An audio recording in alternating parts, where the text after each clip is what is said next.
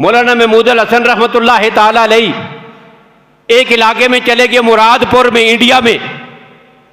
बहुत बड़े इमाम, अपने जमाने का मुकद्दस, जंग आजादी का हीरो, अपने जमाने का अमीरुल मुजाहिदीन, वहां पे चले गए। लोग जमा हो गए। उन्होंने कहा, हजरत बड़ी खुशी हुई आप तशरीफ ले आए, थोड़ा सा बयान कर दें। अब इतनी बड़ी शख्सियत, बयान करना उसके सामने क्या हैसियत रखता है? कोई मुश्किल है उसके लिए? लेकिन आज जी का क्या आलम है, सबके सामने कहते हैं मुझे कुछ नहीं आता, मैं नहीं बयान कर सकता, मैं क्या बयान करूंगा, मुझे कुछ नहीं आता। आज कुछ ना आने के बावजूद भी हम कहते हैं मुझे सब कुछ आता है। बस फर्क ये है, मुझ में और मेरे अकाबर में फर्क ये है, उन्हें सब कुछ आता था तब भी कहते थे कुछ नहीं आता, मुझे कुछ भी नहीं आता तब भी कहता हूं मुझे सब कुछ आता है। खराबी यहां से बनती है। कहने लगे जी मुझे कुछ नहीं आता। उन्होंने जबरदस्ती खड़ा कर दिया, हजरत जी आ गए हैं, हमारी शहादत है, थोड़ा सा बयान कर दें। खड़े हुए, खुतबा पढ़ा और खुतबे के बाद हदीस पढ़ी। फकीहुन वाहिदुन काल नबी सल्लल्लाहु अलैहि वसल्लम फकीहुन वाहिदुन अशद्दु अला शैतान मिन अल्फ हाबिद। अल्लाह के नबी सल्लल्लाहु अलैहि वसल्लम ने फरमाया, एक फकी, इल्म फिका का माहिर, आलम दीन, शैतान पर हजार इबादत गुजारों से भी ज्यादा बोझल और भारी है। अब शद का माना क्या किया? भारी है, आजकल ज्यादा भारी है। अब मुखालिफ भी थे बैठे हुए, मुख्तलिफ किस्म के लोग होते हैं। अब मुखालिफीन में से एक साहिब दस्तार खड़े हुए, खड़े होकर एतराज कर दिया। कहता है जी ये इस आदमी को हदीस का तर्जुमा नहीं आता, इसने तर्जुमा गलत किया है,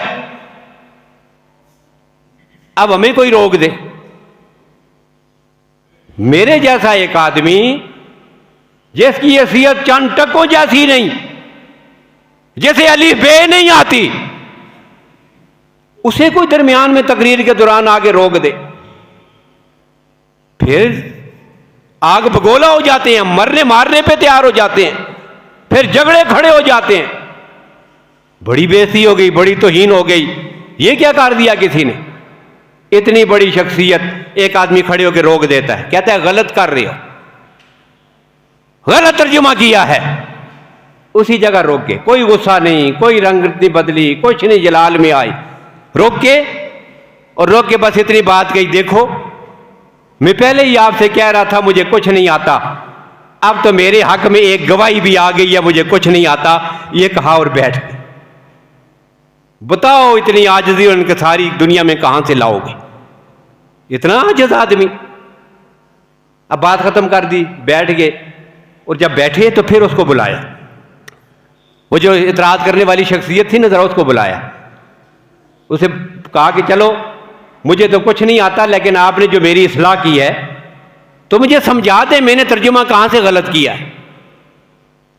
तो वह कहने लगा, कहता है जी यहां पे जो हदीस में लफ्ज आता है अशद, फकीहुन वाहिदुन अशद्दु अला शैतान मिन अल्फ आबिदिन, एक फकी शैतान पर हजार इबादत गुजारों से ज्यादा अशद है। तो उसने कहा कि अशद का माना आपने भारी किया है, जबकि इसका माना अजर है, अस्कल नहीं है, और अजर का माना होता है ज्यादा नुकसानदेह। ये गलती की है आपने। आपने फरमाया चलो, वो बुखारी शरीफ की हदीस है, अल्लाह के नबी सल्लल्लाहु अलैहि वसल्लम ने वही के बाब में जिक्र फरमाया कि वही की कैफियतें क्या होती थी। एक वही की कैफियत अल्लाह के नबी ने यह बयान फरमाई, कभी कभी जब मुझ पे वही आती थी, यातीनी सलसलतल जर से वह हुआ अशद्दु अलैया, मुझ पे ऐसे वही आती थी, सुनने वालों को यूं लगता कि जिस तरह घंटी बजने की आवाज है, और ये जो वही आती थी अशद्दु अलैया। अब वो मौली साहब कह रहे थे शत्रुलैया का माना होता है मेरे लिए ज्यादा नुकसान दे। हजरत माना कर रहे थे नहीं मेरे लिए ज्यादा बोझल। अब उसको कहा कि बताओ माना कर फिर।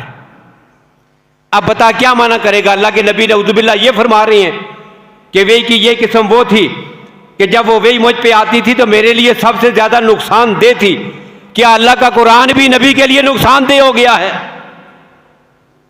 अब बिल्कुल लाजवाब हुआ, कहने लगा हजरत मुझसे बड़ी गलती हो गई है, मुझे तो भूल लगी थी, मैं गलत कह रहा था।